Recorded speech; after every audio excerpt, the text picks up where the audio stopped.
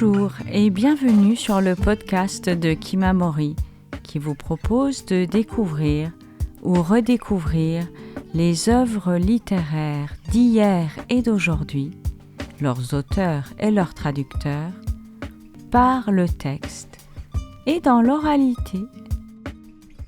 Cette semaine, nous plongeons dans l'œuvre d'Eduardo Halfon.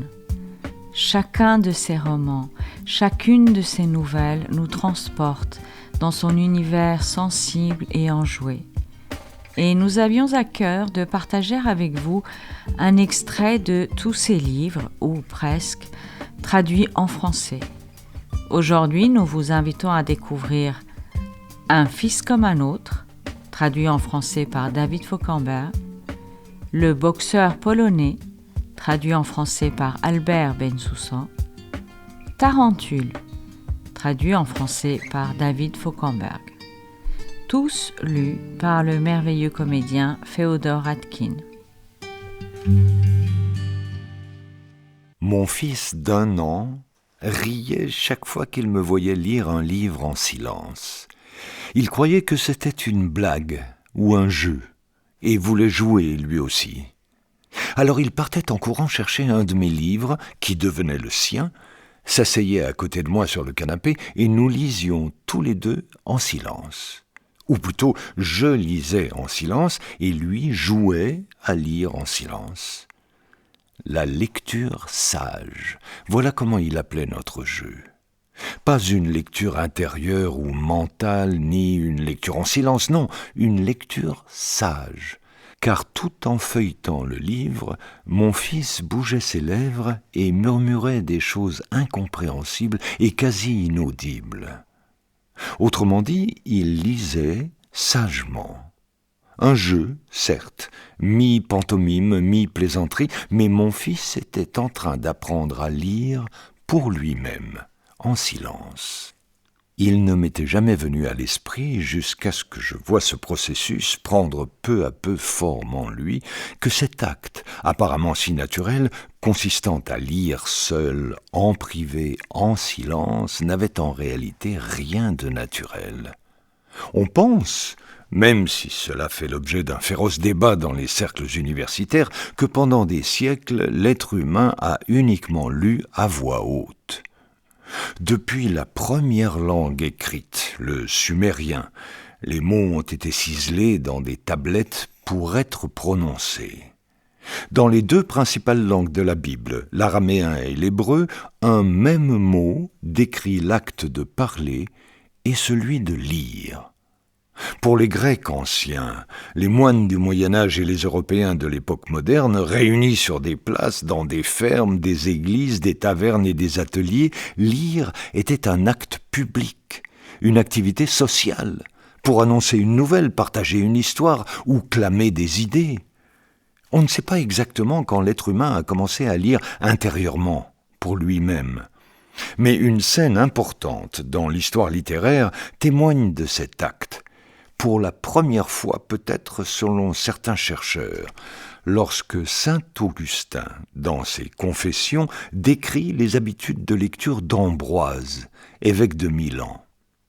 Nous sommes en l'an 383. Augustin, tout juste arrivé à Milan, souhaite avoir une discussion philosophique avec Ambroise, mais le trouve toujours absorbé dans une lecture muette. Quand il lisait, ses yeux parcouraient les pages et son cœur cherchait le sens, mais sa voix et sa langue demeuraient immobiles. C'est là, dans une mansarde obscure, qu'est né peut-être le premier lecteur contemporain, replié sur lui-même, silencieux. Des siècles allaient cependant s'écouler. Plus d'1 millénaire en fait, avant que cet acte de lecture privée se propage de par le monde. Grâce en partie, estime-t-on, au recul de l'analphabétisme, au progrès des procédés d'imprimerie, aux modifications visuelles de la répartition des mots sur la page pour aider le lecteur lambda, en particulier les signes de ponctuation, pause longue, pause courte, guillemets, nouveau chapitre, etc., et les espaces.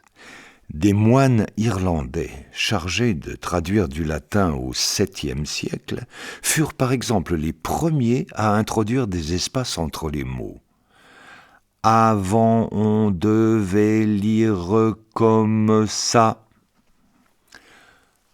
Ce qui est sûr, c'est que chez mon fils, dans ce microcosme qu'est mon fils, j'ai pu observer comment l'acte de lire passait du social au privé, du collectif à l'individuel, du lire ensemble au lire seul. Mon fils s'asseyait avec moi sur le canapé, de plus en plus loin, et lisait sagement son livre, toujours le même, qu'il avait choisi pour notre jeu en le découvrant dans ma valise au retour d'un voyage à Madrid et à Pampelune. Une magnifique petite édition du récit de l'écrivain portugais José Luís Peixoto, « La mort du père », sur la mort d'un père. Dans ce passage du boxeur polonais, le narrateur écoute son grand-père maternel raconter un épisode de sa vie longtemps tue. Cette question de la transmission est au cœur de l'œuvre, dans ce livre comme dans tous les autres. Ça s'est passé à Auschwitz. J'eus un doute. Je n'étais pas sûr d'avoir entendu. Je levai les yeux. Il cachait le numéro de sa main droite. Une pluie fine ronronnait sur les tuiles. Ça, dit-il en frottant doucement l'avant-bras, ça s'est passé à Auschwitz, dit-il. Avec le boxeur, dit-il sans me regarder, sans aucune émotion et en prenant un accent qui n'était plus le sien. J'aurais aimé lui demander ce qu'il avait senti quand, enfin, au bout de près de 60 ans de silence, il avait dit quelque chose de vrai sur l'origine de ce numéro. Lui demander pourquoi c'était à moi qu'il le disait. Lui demander si de lâcher des mots si longtemps retenus produisait un effet libérateur. Lui demander si des mots si longtemps retenus avaient gardé la même saveur au moment de glisser avec aspérité sur sa langue. Mais je me suis tu, impatient, écoutant la pluie, redoutant quelque chose, la violente transcendance du moment, qu'il s'en tienne là, ou bien que la véritable histoire derrière ces 5 chiffres ne soit pas aussi extravagante qu'elle l'était dans tous mes scénarios d'enfant. « Serre-moi encore une goutte, hein, Oitze ?» me dit-il en tendant son verre. Je m'exécutais tout en sachant que ma grand-mère me le reprocherait si elle rentrait plus tôt que prévu de ses courses. Depuis qu'il avait commencé à avoir des problèmes cardiaques, mon grand-père buvait 2 doigts de whisky à midi et 2 doigts avant le dîner, pas plus. Sauf occasion exceptionnelle, bien sûr, une fête ou une noce ou un match de foot, ou l'apparition d'Isabel Pantoja à la télévision. Je me dis qu'il s'armait de courage pour ce qu'il voulait me raconter. Ensuite, j'ai craint qu'en buvant plus que de raison dans son état physique actuel, il ne soit très affecté par ce qu'il avait à me raconter. Il se cala confortablement sur le vieux canapé, savourant cette première gorgée doucereuse, et je me rappelais cette fois où, enfant, je l'avais entendu dire à ma grand-mère de racheter du Red Label, le seul whisky qu'il buvait, alors que je venais de découvrir une réserve de 30 bouteilles dans la dépendance. Toutes intactes, je le lui avais dit. Et mon grand-père m'avait répondu avec un sourire plein de mystère, avec une sagesse pleine d'une douleur comme je n'en connaîtrai jamais. En cas de guerre, Oetze.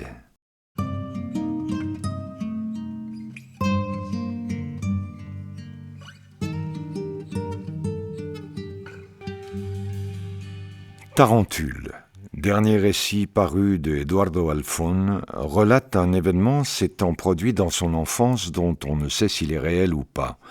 Ce séjour en camp de vacances a tourné au cauchemar. Adulte, Eduardo se le rappelle, en compagnie de Regina, qui avait vécu ce moment avec lui. Elle s'est redressée contre le dossier de sa chaise, les bras serrés sur la poitrine comme si elle avait froid, et m'a posé des questions sur ma famille, sur mon fils, sur mes études, sur mes livres, sur cette soi-disant relation de fuite, d'après ma réponse de la veille au soir, que j'entretiens encore avec mon pays d'origine et le judaïsme. C'est une réponse qui tient à la fois de la plaisanterie et du tragique, lui ai-je dit. Une réponse que je ressors depuis ce jour où un journaliste espagnol m'a interrogé sur les livres non lus qui avaient le plus influencé mon travail d'écrivain. Les yeux de Regina étaient à présent plus petits, plissés, comme si elle s'efforçait de localiser dans l'air cette question si insolite que je lui avais donc répétée. Les livres que je n'avais jamais lus, m'avait demandé le journaliste espagnol, mais qui avaient influencé mon travail d'écrivain. Question ridicule et géniale à la fois, ai-je dit à Regina. Assis devant ce journaliste espagnol, la réponse m'était venue tout de suite. J'ai bu une gorgée amère de café et l'ai savouré plus de temps que nécessaire, de manière purement théâtrale. La Torah et le Popol Vuh, ai-je expliqué à Regina. Bien que je ne les ai jamais lus, aucun autre livre ne m'a plus marqué que ces deux-là, comme homme et comme écrivain. C'est que je n'ai pas besoin de les lire, ai-je ajouté. Je les porte en moi depuis toujours, écrits quelque part tout au fond. Le livre des Juifs et le livre des Guatémaltèques, si l'on m'autorise cette simplification, et si l'on peut qualifier de livre ces deux œuvres monumentales qui représentent et définissent les deux piliers sur lesquels est construite ma maison. Une maison que depuis l'enfance, pour une raison que j'ignore, j'ai toujours eu besoin de détruire, ou du moins d'abandonner. Je ne sais pas pourquoi, lui ai-je dit. Ça a toujours été comme ça. J'ai toujours senti que quelque chose m'obligeait à m'échapper et à disparaître. J'ai passé toute une vie à m'enfuir de ma maison.